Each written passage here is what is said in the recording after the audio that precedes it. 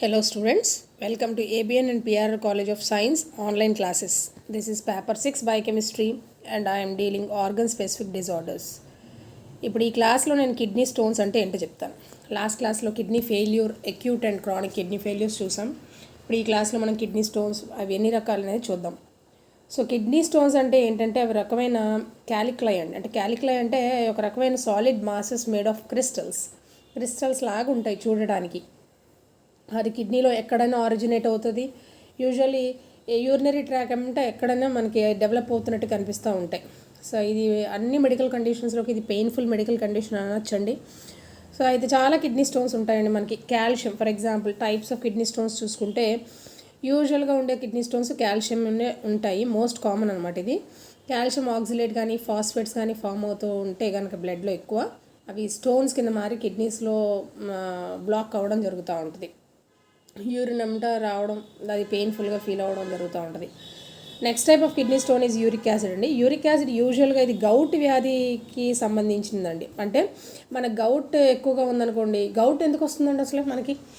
Uric acid levels పెరుగుతాయి బ్లడ్లో uric acid levels మోతాదు మించి ఎక్కువ పెరుగుతూ ఉంటే యూజువల్గా గౌట్ వస్తూ ఉంటుంది. గౌట్ అనేది దానివల్ల కీళ్ళ నొప్పులు ఎక్కువ అవుతూ ఉంటుంది. దాన్ని గౌటీ ఆథరైటిస్ అంటారు. ఈ సోడియం యూరేట్ క్రిస్టల్స్ కింద అక్కడక్కడ డిపాజిట్ అవుతూ ఉంటుంది బోన్స్లో. అయితే ఇక్కడ యూరిన్లో కూడా యూరిక్ యాసిడ్ అనేది డిపాజిట్ అయిపోతూ ఉంటుంది. సోడియం యూరేట్ క్రిస్టల్స్ రూపంలో కాదు, నార్మల్గా యూరిక్ యాసిడ్ డిపాజిట్ అయిపోతూ ఉంటుంది. యూజువల్గా మెన్లోనే ఎక్కువ కామన్గా ఉంటూ ఉంటుంది. లేకపోతే కీమోథెరపీ ఎక్కువ నాళ్ళు తీసుకున్న వాళ్ళకి కూడా ఈ స్టోన్స్ ఏర్పడటం జరుగుతూ ఉంటుంది. యూజువల్గా గౌట్ వ్యాధితో ఇబ్బంది పడే వాళ్ళకే యూరిక్ యాసిడ్ క్రిస్టల్స్ ఫామ్ అవుతాయి కిడ్నీలో. So another important type of kidney stone is struvite అండి. ఈ స్ట్రోవైట్ అనేది చాలా రేర్ అండి. యాక్చువల్గా ఉమెన్లో యూరినరీ ట్రాక్ ఇన్ఫెక్షన్స్కి బారిన పడిన వాళ్ళకి మాత్రమే ఈ స్ట్రోవైట్ క్రిస్టల్స్ ఫామ్ అవుతూ ఉంటాయి. అవి ఏం చేస్తూ ఉంటాయంటే యూరిన్ అబ్స్ట్రక్ట్ చేస్తూ ఉంటాయి అన్నమాట. సో ఇది అందరిలోనే ఉండదు, ఓన్లీ యూరినరీ ట్రాక్ ఇన్ఫెక్షన్స్తో సఫర్ అవుతున్న ఉమెన్లోనే స్ట్రోవైట్ క్రిస్టల్స్ కనిపిస్తాయి. సిస్టీన్ క్రిస్టల్స్ అనేది చాలా రేర్ అండి, అసలు కనబడదు. మెన్ అండ్ ఉమెన్లో ఇద్దరిలో కనిపిస్తుంది. ఎప్పుడు జెనెటిక్ డిజార్డర్స్ ఉండి సిస్టిన్యూరియా కేసెస్ ఉంటే, అంటే వాళ్ళు ఎక్కువ అమౌంట్ ఆఫ్ సిస్టీన్ కనుక ఎక్స్ట్రీట్ చేస్తుంది యూరిన్ గుండా, వాళ్ళకి సిస్టీన్ అమైనో యాసిడ్ యొక్క క్రిస్టల్స్ ఫామ్ అవుతాం జరుగుతూ ఉంటాయి కిడ్నీలో. But it is very rare. So most common kidney stones ఏంటి అంటే మనకి కనబడేవి కాల్షియమే కనిపిస్తాయండి. కాల్షియం ఆక్సిలేట్ అండ్ ఫాస్ఫేట్ రూపంలో కనిపిస్తాయి. సో రిస్క్ ఫ్యాక్టర్స్ ఉంటాయండి, కాజెస్ అనుకోవచ్చు దీన్ని, లేకపోతే సో రిస్క్ ఫ్యాక్టర్స్ ఏంటంటే ఫస్ట్ కిడ్నీ స్టోన్స్ ఫామ్ అయిన వెంటనే వాళ్ళ ఫస్ట్ కనిపించే రిస్క్ ఫ్యాక్టర్ ఏంటంటే 1 లీటర్ కన్నా తక్కువ అమౌంట్ ఆఫ్ యూరిన్ అవుట్పుట్ ఉంటుంది పర్ డే వీళ్ళకి.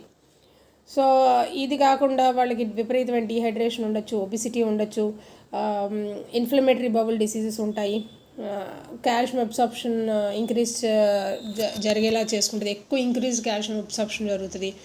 So protein and salt high లెవెల్స్గా ఉన్నా కూడా వీళ్ళకి రిస్క్ ఎక్కువగా ఉన్నట్టుగానే ఉంటుందన్నమాట. So these are the risk factors for appearance of kidney stones in the kidney.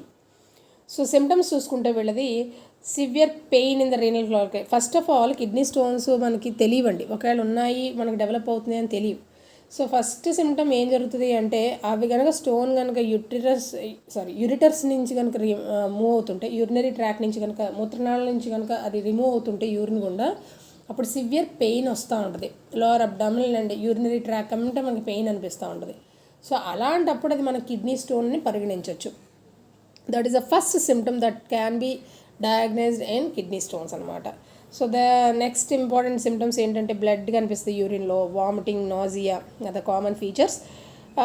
Urine మాత్రం డిస్కలర్డ్ ఫౌల్ స్మెల్లింగ్ వస్తూ ఉంటుంది, చిల్స్ వస్తూ ఉంటాయి బాడీ అంతా. ఫీవర్ ఉంటుందండి ఖచ్చితంగా. యూరినరీ ట్రాక్ ఇన్ఫెక్షన్స్కి ఎట్లాంటి ఫీవర్ అయితే వస్తుందో అలాంటి ఫీవర్ మన కిడ్నీ స్టోన్స్ ఉన్న వాళ్ళలో కూడా కనిపిస్తూ ఉంటుంది. యూజువల్గా చెప్తున్నాను కదా, పర్ డే 24 అవర్స్లో మనకి ఎంత అమౌంట్ ఆఫ్ యూరిన్ అవుట్పుట్ ఉంటుందండి? 1200 ml అంటే 1.200 ml or 1.5 litre to 4 litres వరకు యూరిన్ ఎక్స్క్రీట్ చేయొచ్చు. కానీ వీళ్ళు బిలో 1 లీటర్ ఎక్స్క్రీట్ చేస్తారు. That is a primary symptom that can be seen in those people who are suffering with kidney stones. So అదనమాట primary symptom. So coming to the treatment. ఈ treatment ఏంటంటే kidney stones ఉన్న వాళ్ళకి యూజువల్గా type of stone చూస్తారు, అంటే దాని యొక్క డయాగ్నోస్ చూస్తూ ఉంటారు. అంటే యూరిన్ని అనాలిసిస్ చేసి ఎవాల్యుయేట్ చేసేసి స్టోన్ సైజుని బట్టి ట్రీట్మెంట్ స్టార్ట్ చేస్తారు. ఒకవేళ స్టోన్స్ చాలా చిన్నగా ఉన్నాయనుకోండి, just drinking more and more of fluids and water. నేను ఇక్కడ నోట్స్ పరంగా 6 to 8 గ్లాసెస్ అన్నాను కదండి, కానీ చాలా ఎక్కువ వాటరే తీసుకోవాలి. ఎక్కువ వాటర్ తీసుకుంటే యూరిన్ గుండా అవి చిన్న చిన్న పీసెస్ కింద అయిపోయి శాండ్ పార్టికల్స్ కింద రిమూవ్ అయిపోతూ ఉంటుందండి. అయితే in the mean while stones కొంచెం పెద్దగా ఉన్న, పెయిన్ ఎక్కువగా ఉన్న వాళ్ళు ఏం చేస్తూ ఉంటారంటే పెయిన్ రిలీఫ్ మెడికేషన్స్ ఇస్తూ ఉంటారు, డాక్టర్స్ ప్రిస్క్రైబ్ చేస్తారు. దానికి తోడు యాంటీబయాటిక్స్ ఇస్తూ ఉంటారు in order to get rid of secondary infections from the body. అంటే మనకి కిడ్నీ స్టోన్స్ ఎక్కువగా ఉంటే ఇన్ఫెక్షన్స్ కూడా హెవీగానే ప్రాన్గానే ఉంటాయి. సో వాళ్ళకి యాంటీబయాటిక్స్ ఇస్తూ ఉంటారు. మెడికేషన్స్ యూజువల్లీ ఇన్వాల్వ్ ఎల్లోప్రినాల్, డయూరిటిక్స్ చేస్తారు. డయూరిటిక్స్ అంటే ఏంటో ఆల్రెడీ చెప్పాను నేను. Sodium bicarbonate, sodium citrate fluids ఎక్కువ ఇవ్వడానికి ట్రై చేస్తూ ఉంటారు. ఫాస్ఫరస్ సొల్యూషన్స్ ఇవ్వడానికి. పెయిన్ కిల్లర్ రూపంలో ఇబ్రూఫెన్ ఇస్తూ ఉంటారు. యాంటీబయాటిక్స్ రూపంలో ఎస్టెమినోఫిన్ అనేది యాంటీబయాటిక్ కింద యూస్ చేస్తూ ఉంటారు యూజువల్గా. So proper hydration is the best preventive measure than getting into the medication అండి. సో మనకి మెడికేషన్లోకి వెళ్ళే కన్నా prevention is better than cure అన్నట్టు ఫస్ట్ నుంచి మనం more and more amount of water తాగితే కిడ్నీస్కి ఎప్పుడు ఎటువంటి సమస్యలు ఉండవు. So we have to take a lot of water when we feel dehydrated. అంటే డిహైడ్రేషన్ వచ్చాకనే మనం వాటర్ తాగడం, కానీ దాని ముందు కూడా మనం ఎప్పుడు కూడా వాటర్ తాగితే అసలు మన కిడ్నీ స్టోన్స్ వచ్చే ప్రసక్తే ఉండదండి. So this is all about kidney stones, treatment, risk factors, symptoms and causes and types of kidney stones. So let me switch with another topic. Next topic చూస్తే గ్లోమరులోనెఫ్రైటిస్ అనమాట. Glomerulonephritis అంటే nothing but inflammation of the glomeruli. Glomeruli అంటే ఏంటండి? Nothing but మనకి కిడ్నీస్లో structural and functional unit ఏంటి? నెఫ్రాన్లో tough blood vessels ఉంటాయి కదా, ఆ బ్లడ్ వెజల్స్ని ఏమని పిలుచుకోవచ్చు మనం? గ్లోమరులస్ అని పిలుచుకోవచ్చు. ఈ గ్లోమరులస్కి కనుక ఇన్ఫ్లమేషన్ వస్తే అలాంటి సిచ్యువేషన్ మనం గ్లోమరులోనెఫ్రైటిస్ అని అంటారు. అప్పుడు కిడ్నీ బ్లడ్ని సరిగ్గా కానీ ఎక్సెస్ ఆఫ్ ఫ్లూయిడ్ని కానీ గ్లోమరులస్ నుంచి డ్యామేజ్ గ్లోమరులస్ నుంచి పంపించలేదండి సరిగ్గా, అంటే ఫిల్టర్ అవుట్ చేయలేదు. So the kidneys will stop working properly and this leads to kidney failure. ఈ కిడ్నీ ఫెయిల్యూర్ అనేది అక్యూట్ అండ్ క్రానిక్లోకి వెళుతుందా అంటే ఎస్ అండి. అక్కడ అక్యూట్ అండ్ కిడ్నీ అంటే నేను మొన్నటి చెప్పిన క్లాస్లో అక్యూట్ అండ్ క్రానిక్ కిడ్నీ ఫెయిల్యూర్స్కి వేరే రీజన్స్ చెప్పాను. బట్ గ్లోమరులోనెఫ్రైటిస్ వల్లే మాత్రం కిడ్నీ ఫెయిల్యూర్ వస్తుందంటే అది కూడా కరెక్టేనండి. సో మనకి ఇన్ఫ్లమేషన్ జరిగితే గ్లోమరులైలో సరిగ్గా ఫిల్టరేషన్ జరగక మొత్తం కిడ్నీ డ్యామేజ్ జరగచ్చు. సో దాన్ని కిడ్నీ ఫెయిల్యూర్ అని అంటారు అనమాట. దాన్ని బ్రైట్స్ డిసీజ్ అని కూడా పిలుస్తారు. సో ఇది మళ్ళీ 2 రకాలు, అక్యూట్ అండ్ క్రానిక్. సో యూజువల్గా అక్యూట్ గ్లోమరులోనెఫ్రైటిస్ అనేది యూజువల్గా స్ట్రెప్టోకాకస్ థ్రోట్ కనుక ఉంటే, మనకి స్ట్రెప్ట్ థ్రోట్ ఉంటుంది కదండి, స్ట్రెప్ట్ థ్రోట్ కానీ యాబ్సెస్ టూత్ కానీ ఏదన్నా ఉంటే ఈ ప్రాబ్లమ్స్లో ఏమవుతూ ఉంటుందంటే మన ఇమ్యూన్ సిస్టమ్ ఓవర్ రియాక్ట్ అవుతూ ఉంటుంది అన్నమాట. అవసరమైన దానికన్నా ఎక్కువ రియాక్ట్ అయిపోవడం వల్ల ఇన్ఫెక్షన్కి ప్రాంప్ట్ ట్రీట్మెంట్ కోసం ఎక్కువ రెస్పాండ్ అయిపోతూ ఉంటుంది ఇమ్యూన్ సిస్టమ్. సో అప్పుడు వాళ్ళకి అక్యూట్ గ్లోమరులోనెఫ్రైటిస్ వస్తూ ఉంటుంది. సో వీళ్ళకి యూజువల్గా non steroidal anti inflammatory drugs ఇచ్చేస్తే ఆ అక్యూట్ గ్లోమరులోనెఫ్రైటిస్ అనేది తగ్గిపోతుంది. అసలు ప్రాబ్లమే కాదండి ఇది.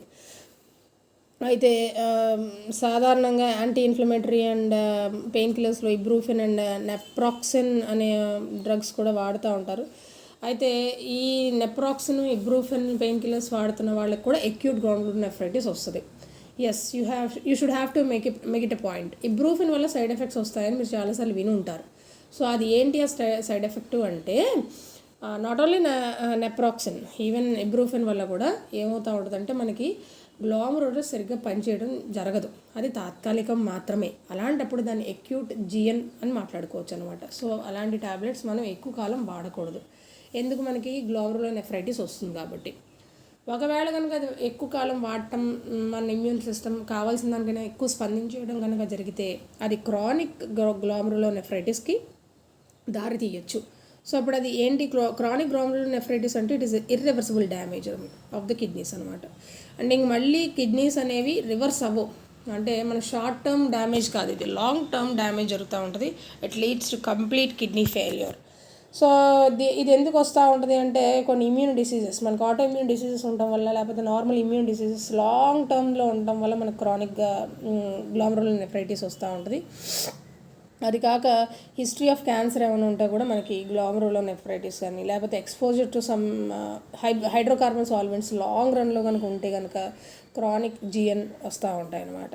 If switch on with the symptoms మనం రెండిట్లోనే మాట్లాడుకుందాం. అక్యూట్ గ్లామరులర్ నెఫ్రైటిస్కి, క్రానిక్ గ్లామరులర్ నెఫ్రైటిస్కి మాట్లాడుకుందాం. If you see the symptoms regarding acute glomerular nephritis, puffiness of the face అండి primary symptom. So urinating less and blood in the urine output రోజు కన్నా తక్కువ ఉండడం, లేకపోతే బ్లడ్ కనిపించడం యూరిన్లో. హై బ్లడ్ ప్రెషర్ ఉంటుంది. ఒకటి గుర్తుపెట్టుకోండమ్మా, మనకి ఎప్పుడైనా కిడ్నీ ఫెయిల్ అయింది అంటే it is highly impossible to control the blood pressure. ఓకేనమ్మా. సో గ్లామరులర్ నెఫ్రైటిస్ వాళ్ళకి ఖచ్చితంగా యూజువల్గా బ్లడ్ ప్రెషర్ ఎక్కువగానే ఉంటుంది. So if you switch on with the symptoms of chronic glomerular nephritis, symptoms చూసుకుంటే blood and excess protein in the urine. So ఎక్కువ protein కనిపించడం వీళ్ళకి మైక్రోస్కోపిక్గా చూసుకుంటే మనకి బ్లడ్ కూడా కనిపిస్తూ ఉంటుంది. సో హై బ్లడ్ ప్రెషర్ ఉంటుంది వీళ్ళకి కూడా యూజువల్గా. Swelling of the ankles and face ఉంటా ఉంటుంది, అంటే ఎడీమా కనిపిస్తూ ఉంటుంది. ఫ్రీక్వెంట్ నైట్ టైం యూరినేషన్ ఉంటా ఉంటుంది, నైట్ టైం ఎక్కువ ఫ్రీక్వెంట్గా యూరినేట్ అవుతూ ఉంటారు, జస్ట్ లైక్ డయాబెటిక్ వాళ్ళలాగా. అబ్డామినల్ పెయిన్ ఉంటూ ఉంటుంది. కిడ్నీ ఫెయిల్ అయిపోతుంది ఖచ్చితంగా. మనకు long term chronic glomerular nephritis ఉంటే usually it leads to permanent irreversible kidney failure. ఓకేనమ్మా. సో ట్రీట్మెంట్ కనుక వాళ్ళకి చూసుకుంటే, కిడ్నీ ఫెయిల్యూర్లో మనకి కొన్ని సిమ్టమ్స్ చెప్తానండి, ఒక్కసారి మీరు వినటానంటే. కిడ్నీ ఫెయిల్యూర్ కంప్లీట్గా వస్తూ ఉంటే వాళ్ళకి ఫెటీగ్ ఉంటుంది, ల్యాక్ ఆఫ్ ఎపటైట్ ఉంటుంది, నాజియా, వామిటింగ్ ఉంటుంది, ఇన్సోమ్నియా ఉంటుంది, డ్రై అండ్ ఇచ్చి స్కిన్స్ ఉంటా ఉంటాయి, మజిల్స్ క్రాంప్స్ ఉంటా ఉంటాయి నైట్ టైంలో.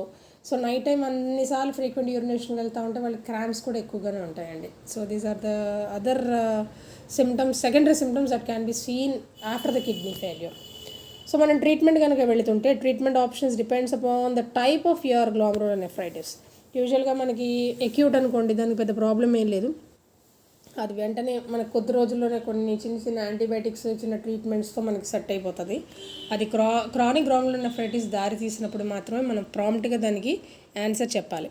అప్పుడు మనం ఫస్ట్ ఇచ్చే మెడికేషన్స్ వాళ్ళు డాక్టర్స్ ఇచ్చేది ఏంటంటే బ్లడ్ ప్రెషర్ని కంట్రోల్ చేసే మెడిసిన్స్ ఇస్తారు. ఎందుకంటే ఇట్ ఈస్ ఆల్రెడీ చెప్పాను కదా, it is highly impossible if your kidney fails, it is highly impossible to control your blood pressure. So అందుకని వాళ్ళు ఏం చేస్తూ ఉంటారంటే బ్లడ్ ప్రెషర్ని తగ్గించే మెడిసిన్స్ ఇస్తూ ఉంటారు, సచ్ యాజ్ క్యాప్ట్రోపిల్ కానీ, లిసినోప్రిల్ కానీ, పెరిండోప్రిల్ కానీ. ఈ మెడిసిన్స్ ఇవ్వడం వల్ల కొంతవరకు వాళ్ళకి బ్లడ్ ప్రెషర్ తగ్గుముఖం పడుతూ ఉంటుంది, కిడ్నీస్ మీద స్ట్రెస్ తగ్గుద్ది అనమాట. సో అందుకని కంప్లీట్గా కిడ్నీ ఫెయిల్యూర్లోకి వెళ్ళిపోదు. ఓకేనండి. క్రానిక్ గ్లామరులర్ నెఫ్రైటిస్ అంటే వాళ్ళందరికీ కూడా వాళ్ళకి కిడ్నీ ఫెయిల్యూర్లోకి వెళ్ళిపోతుందని చెప్పలేమండి, but it is an option అంతే. సో వాళ్ళు ఏం చేస్తూ ఉంటారంటే ఒకవేళ ఈ బ్లడ్ ప్రెషర్ని తగ్గించే మెడిసిన్స్ వాడుతూ అట్ ద సేమ్ టైం వాళ్ళు కనుక అమౌంట్ ఆఫ్ ప్రోటీన్ వాళ్ళు తక్కువగా తీసుకుంటే, ప్రోటీన్ కానీ, సాల్ట్ కానీ, పొటాషియం కానీ డైట్లో చాలా తక్కువ తీసుకుంటే కిడ్నీస్ మీద స్ట్రెస్ ఇంకా తగ్గించవచ్చు. సో నువ్వు ఎప్పుడైతే కిడ్నీస్ మీద స్ట్రెస్ తగ్గిస్తావో కిడ్నీ ఫెయిల్యూర్ నుంచి తప్పించుకోగలవు, అంతే కదా. సో వాళ్ళకి యూజువల్గా డైట్లో అమౌంట్ ఆఫ్ ప్రోటీన్ కానీ, సాల్ట్ కానీ, పొటాషియం కానీ తగ్గిస్తూ ఉండాలి. ఒకవేళ if the condition is not corrected with these medicines usually, అంటే ఒకవేళ ఇన్ టర్మ్లో కనుక మనం ట్రీట్మెంట్ ఇవ్వలేకపోతే వాళ్ళు it leads to kidney failure వచ్చాక దాని the patient have to go for dialysis. There is no other go. Dialysis అంటే ఆల్రెడీ చెప్పాను కదా, machine which filters your blood. అంటే నీ కిడ్నీ చేసే పని ఇంకొక అవుట్ సైడ్ మెషిన్ చేస్తూ ఉంటుంది, అది కంటిన్యూస్గా బ్లడ్ ప్యూరిఫై చేసి మళ్ళీ ఇన్సైడ్ పంపిస్తాం, మళ్ళీ ప్యూరిఫై బ్లడ్ చేస్తూ ఉంటాం. సో ఇది కూడా డయాలసిస్ మీద కూడా చాలా నాళ్ళు వాళ్ళు వర్క్ చేయలేకపోతే యూజువల్గా కిడ్నీ, నేను ఆల్రెడీ చెప్పాను ఇది కిడ్నీ ఫెయిల్యూర్స్లో, నేను అక్యూట్ అండ్ క్రానిక్లో చెప్పాను. నేను డయాలసిస్ మీద కొంతకాలమే మనిషి నిలవగలడు, లేకపోతే అది కూడా కనుక సెట్ అవ్వకపోతే కిడ్నీ కనుక డ్యామేజ్ అయితే 85 to 90% కనుక కిడ్నీ డ్యామేజ్ అయితే వాళ్ళకి kidney transplantation is only option to get through. So this is all about acute and chronic glomerular nephritis and or Bright's disease.